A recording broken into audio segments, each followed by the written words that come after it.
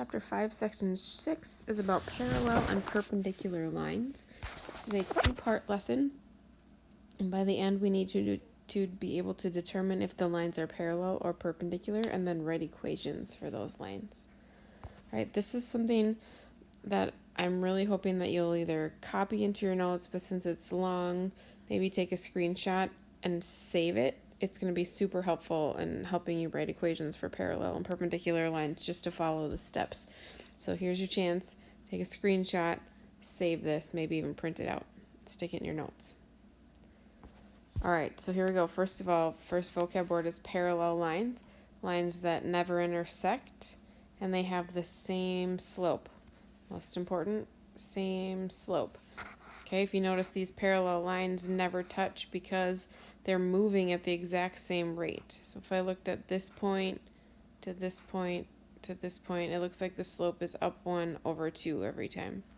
Okay, the red line has the same situation, up 1 over 2. That's why they never touch each other. These are parallel because they have the same slope. Okay. All right, so they're going to tell you that a line goes through this point and it's parallel to this graph. What equation represents the line in slope-intercept form? Okay, so here we go. They give us this. You know, this is x and this is y. We know it has to be parallel, which we just learned means it has to have the same slope. And it has to be parallel to this line. Okay, so what really matters is that we know the slope from that line. Okay, so we're trying to figure out the equation of a line that is parallel to the one they just gave us, but passes through the point 12, 5. And it has to be written in slope-intercept form, which is the y equals mx plus b. Okay, there's two different ways you could do this. I'm going to show you both, and then you can pick from there which one you like the best. But point-slope form is kind of handy because they give us a point, and we can see the slope up there. All right, so I'm going to plug in what I know. Y minus the y from our point equals the slope, which has to be the same because they're parallel, times x minus the x from our point, or our ordered pair. And then I'm going to get it all the way down to solve it into slope-intercept form. So I have to distribute. So I still have y minus 5 is equal to 2/3 x minus 8. And I'm going to add 5 to both sides. And I find out that my parallel line that passes through 12, 5 is y equals 2/3 x minus 3. Okay, method 2 is by using the slope-intercept form right away.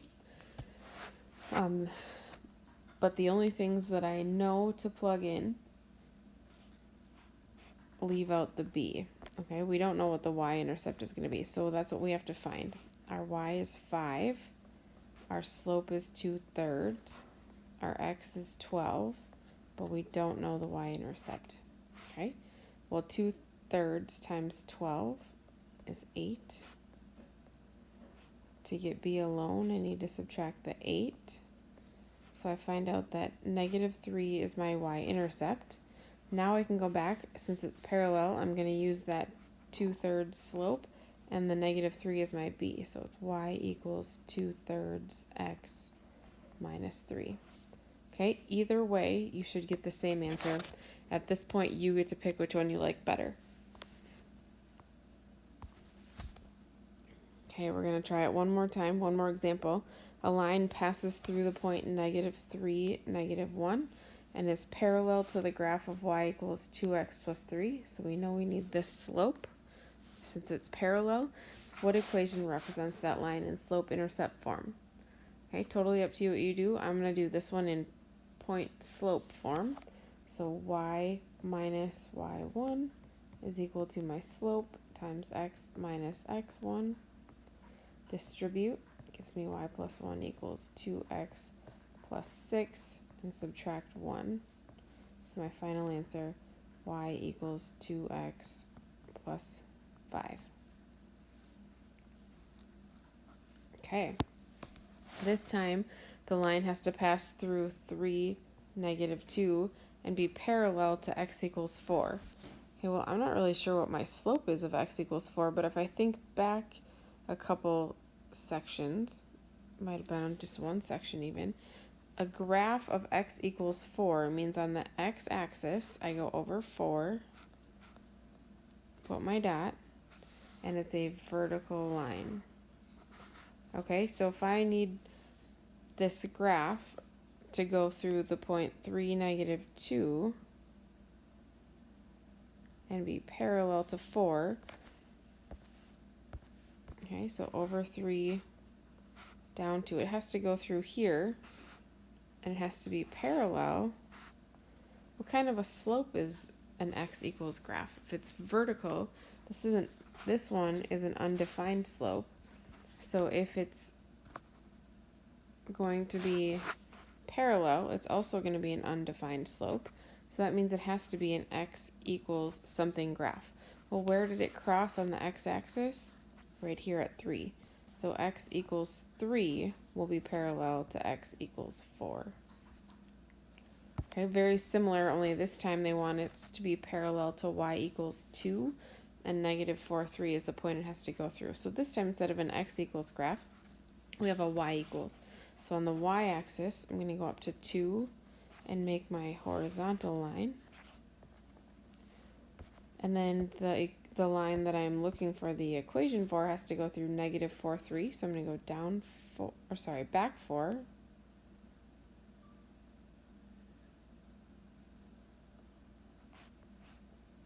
Up 3.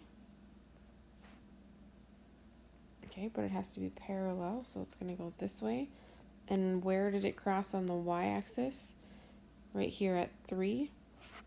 And because this is a horizontal line, its equation is going to be y equals 3. All right, now we've covered parallel. Let's talk about perpendicular. Perpendicular lines are lines that intersect to form right angles, and their slopes are opposite reciprocals. Okay, so opposite reciprocals, that's very important that you remember that. What that means is that you have to flip it and change it to positive or negative. Change it to its opposite. Okay, so for example, if one line has a slope of 1/2, okay, the opposite would make it negative. Reciprocal would make it 2/1. So this would be the opposite reciprocal and would make it perpendicular.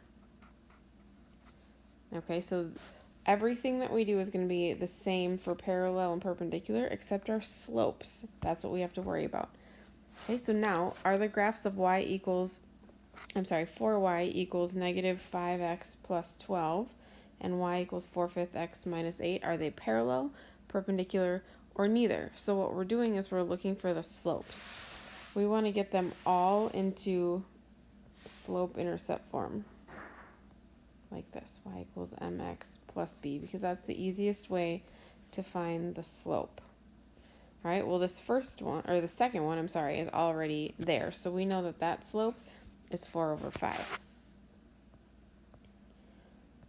Once we've got them both, we're just going to compare the slopes to tell if it's parallel, perpendicular, or neither. So I need to take this 4y equals negative 5x plus 12 and rearrange it so that my y is by itself.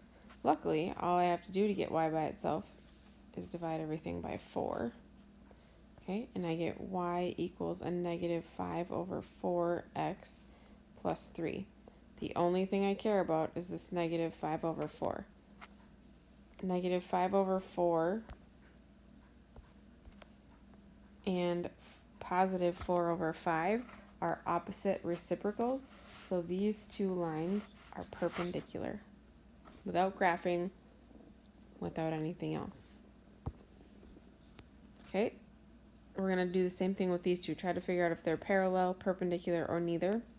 And this would be a really good spot for you to pause and try it on your own. and then come back and tell me what you've decided.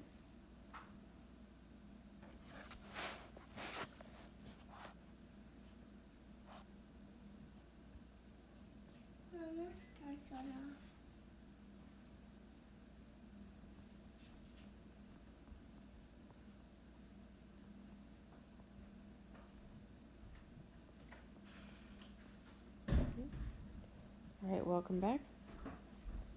Figuring out right now. Looks like I have y equals 4/3 x minus 3, and my slopes are 4/3 and 3/4, which are reciprocals, but because they are not opposites, this one is neither. They have to be both opposite and reciprocal in order to be parallel. I mean perpendicular, sorry.